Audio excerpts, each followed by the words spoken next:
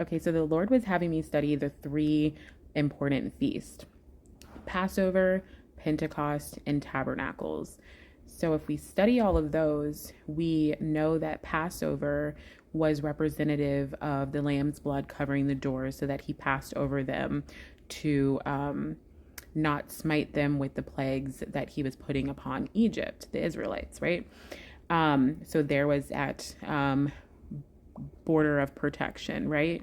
And then we've got Pentecost, where the Holy Spirit was given out, right? There's that other portion of a covering.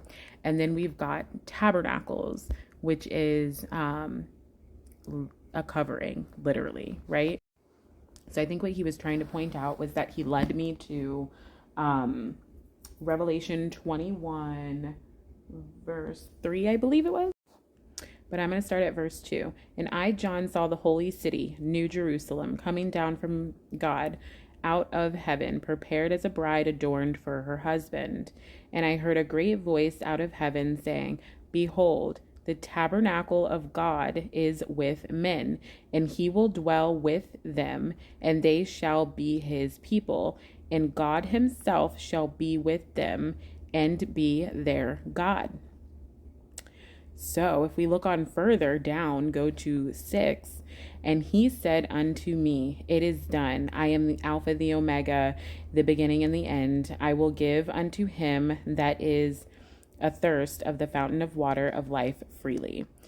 That is like the same as when Jesus died on the cross. What did he say?